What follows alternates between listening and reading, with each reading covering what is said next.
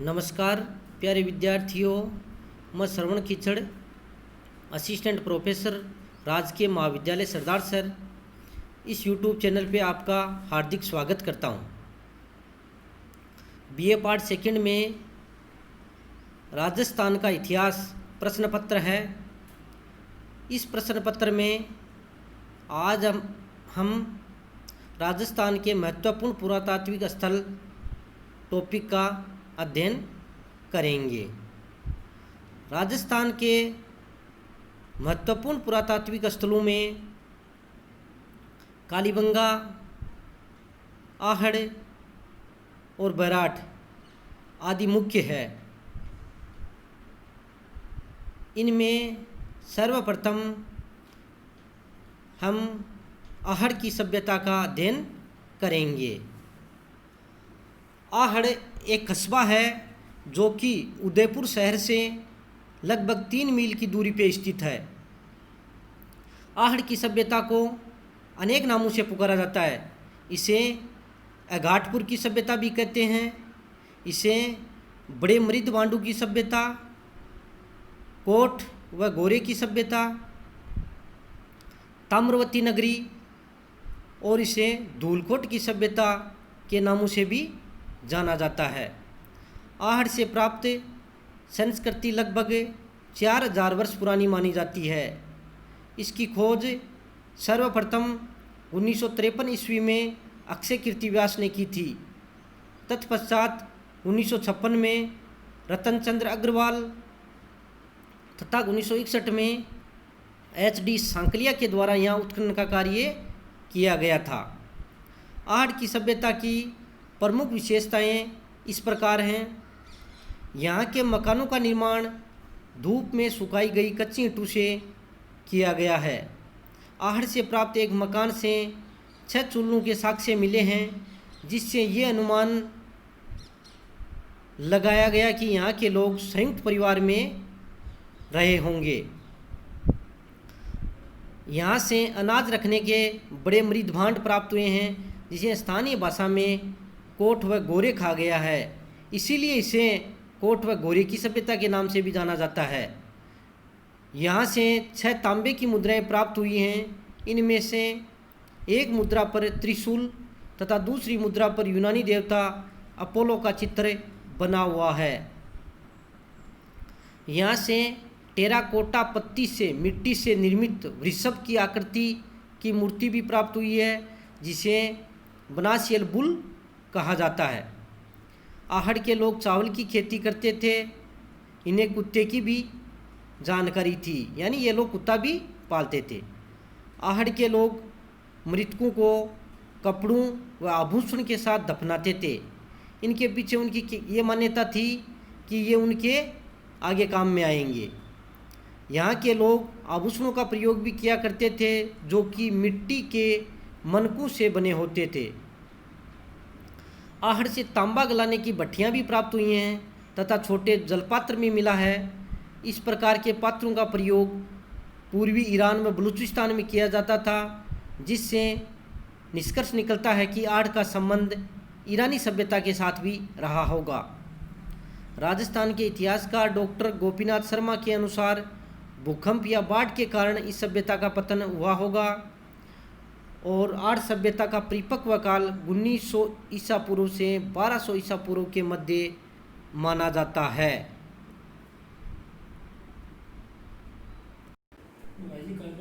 इसके आगे हम अध्ययन करते हैं गणेश्वर की सभ्यता। गणेश्वर की सभ्यता सीकर जिले में कांतली नदी के उद्गम स्थल पर स्थित है। इस सभ्यता की जो तिथि है वो 2800 ईसा पूर्व मानी जाती है। ताम्रयुगीन सांस्कृतिक केंद्रों में से प्राप्त तिथियों में ये प्राचीनतम है। गणेश्वर सभ्यता को ताम्रयुगीन सभ्यताओं की जननी कहा जाता है। गणेश्वर के उत्खनन से सैकड़ों ताम्र आयुध व उपकरण प्राप्त हुए हैं। इनमें कुल्हाड़ी, तीर, बालें, सुइयाँ, मछली पकड़ने के कांटे तथा विविध ताम्र आभूषण हैं। इन वस्तुओं में 90% तांबे का प्रयोग किया जाता था।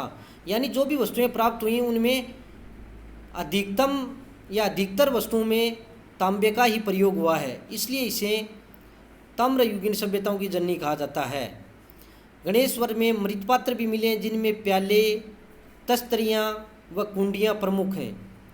यहाँ पशुपालन भी प्रारंभ हो चुका था तथा इसलिए इस श्रेणी के मृतपात्रों की आवश्यकता प्रतीत हुई होगी। गणेश्वर के उत्खनन में आवास संबंधी साक्ष्य के रूप में मकानों के अवशेष मिले हैं। मकान पत्थर के बनाए जाते थे। पूरी बस्ती को बाढ़ से बचाने के लिए कई बार वृत्ताकार पत्थर के बांध भी बनाए जाते थे, जो कि यहाँ की प्रमुख विशेषताएं हैं।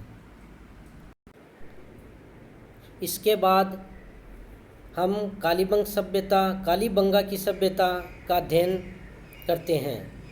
ये सभ्यता राजस्थान के हनुमानगढ़ जिले में घग्गर नदी के किनारे स्थित है। इसकी खोज 1952 में अमलानंद घोष ने की थी। इसके बाद में 1961 से 1969 ईस्वी तक के काल में बीबी लाल व बीके थापर ने यहाँ उत्खनन कार्य किया था। कालीबंगा में जो कालीबंगा पुरातात्विक स्थल है उसमें 2 टीले हैं, पश्चिमी टीला और पूर्वी टीला। पश्चिमी टीले पे से दुर्ग टीला कहा जाता है, उच्च वर्ग का निवास स्थान रहा था, और पूर्वी टीला निम्न वर्ग का निवास स्थान रहा था। यहाँ मकानों के निर्माण में कच्ची ईंटों का प्रयोग किया गया है। यहाँ सड़कें हैं, समकोण पर काटती हुई सड़कों का निर्माण किया गया है। जो मुख्य सड़क है उसे ऑक्सफोर्ड सर्कस के नाम से भी जाना जाता था। कालीबंगा का शाब्दिक अर्थ है काले रंग की चूड़ियाँ। कालीबंगा को 5 स्तरों में विभाजित किया जा सकता है, जिसमें से प्रथम 2 स्तर प्राचीन काल के तथा शेष स्तर हड़प्पा व हड़प्पोत्तर काल के हैं। इसकी प्रमुख विशेषताओं में निम्न हैं। कालीबंगा से त्रिस्तरीय संस्कृति के साक्ष्य मिले हैं। कालीबंगा प्रागैतिहासिक, आद्य ऐतिहासिक काल व ऐतिहासिक काल में भी मौजूद थी। जूते हुए खेत के साक्ष्य, अग्निवेदिका के साक्ष्य, खोपड़ी की शल्य चिकित्सा के अवशेष इस बात के प्रमाण हैं। यहाँ से भूकंप के साक्ष्य भी प्राप्त हुए हैं। यहाँ मकानों के फर्श अलंकृत व सजावटी ईंटों से निर्मित हैं। कालीबंगा से प्राप्त एक मुद्रा पर व्याघ्र की आकृति भी मिली है। कालीबंगा से बेलनाकार मोहरे भी प्राप्त हुई हैं, जो कि मेसोपोटामिया सभ्यता से मिलती जुलती हैं। कालीबंगा से कलश समाधान पत्ती के साक्ष्य भी प्राप्त हुए हैं। यहाँ कांसे का दर्पण, हाथी दांत का कंघा आदि का प्रयोग किया जाता था, जिससे ये पता चलता है कि ये लोग बड़े श्रृंगार प्रिय थे।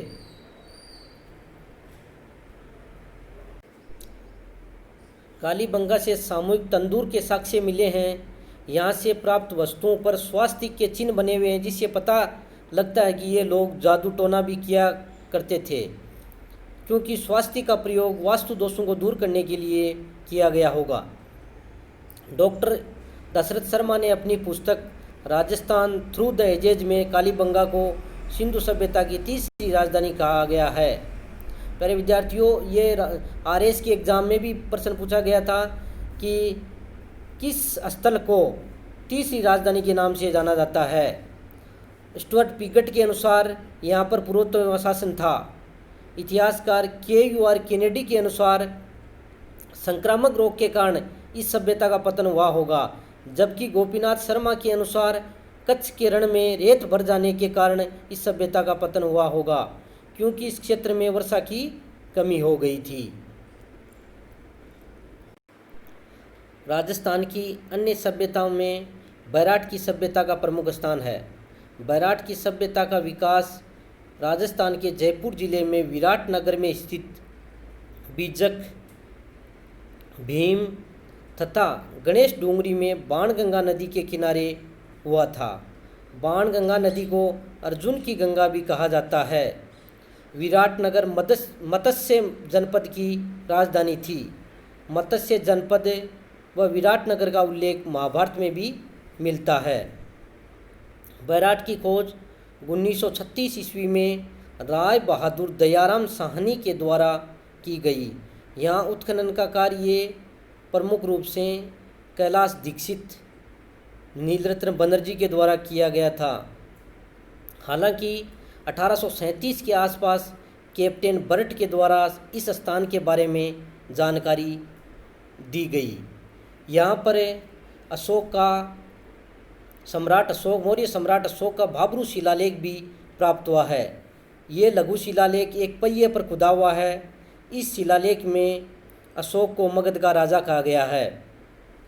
इस शिलालेख में गो हत्या पर प्रतिबंध की बात कही गई है। ये लघु शिलालेख त्रिरत्न शिलालेख के नाम से भी जाना जाता है, क्योंकि यहाँ अशोक बौद्ध धर्म के त्रिरत्न बुद्ध, धम्म, संघ आदि के प्रति आस्था प्रकट करता है। इससे ये पता लगता है, ये एक महत्वपूर्ण रूप से कि अशोक ने बौद्ध धर्म ग्रहण किया था। ये साक्ष्य के रूप में भी इसका उल्लेख है। बैराट से ही अशोक, मिहिरकुल व तोरमान के द्वारा रचित मुद्राएं प्राप्त हुई हैं।